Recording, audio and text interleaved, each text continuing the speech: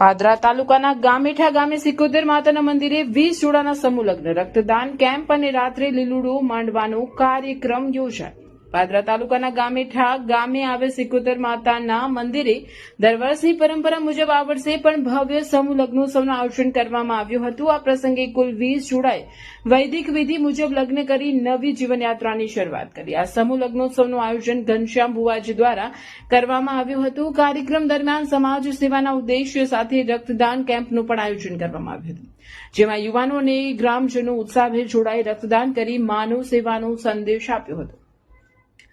લગ્નોત્સવના અવસરે રાત્રિના સમયે ધાર્મિક અને સાંસ્કૃતિક માહોલમાં લીલુડો માંડવાનો કાર્યક્રમ પણ યોજાયો હતો, જેમાં મોટી સંખ્યામાં ગ્રામજનો અને ભક્તો હાજર હતા.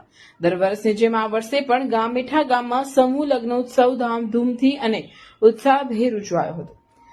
વિવિધ ગ્રુપો અને ગ્રામજનોના સહકારથી આ ભવ્ય પ્રસંગ સફળતાપૂર્વક યોજાયો. આ કાર્યક્રમ સમાજમાં એકતા, સેવા અને સંસ્કારનો સુંદર સંદેશ આપતો બન્યો હતો. રિપોર્ટર ઇરફાન ગામઠા. આજ રોજ ગામેઠા ગામે શ્રી વાનવાડી 71 માતાજીના મંદિરે હરાળમાં પાટોત્સવ નિમિત્તે સમૂહ લગ્નનું આયોજન છે. તેમાં 20 દીકરીઓ છે અને રક્તદાન શિબિરનું પણ આયોજન કર્યું છે. બહારથી મહાનુભાવો, સંતો, ભક્તો અને આવનાર ભાઈ ભક્તો ખૂબ ઉપસ્થિત રહેવાના છે. રાત્રે માતાજીનો લીલુડો મોડવો છે અને મહાભંડારોનું આયોજન પણ કરેલું છે. અસ્તુ. જય 71 માતા. ઘનશ્યામ ભગત ભુવાજી.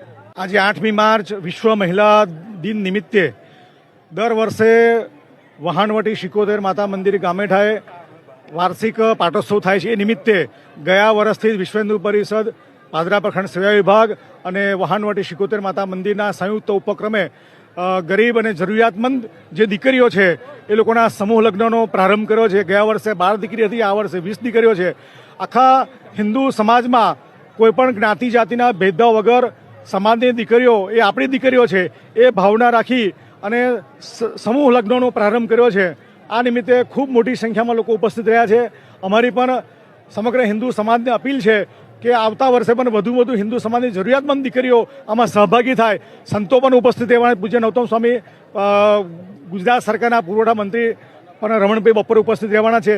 તો આ નિમિત્તે સમગ્ર હિન્દુ સમાજનો ખૂબ સહયોગ પ્રાપ્ત થયો છે અને જે પણ સહયોગી દાતાઓ છે એમાં ખૂબ એ લોકોનો આભાર માનીએ છીએ. આ નિમિત્તે જય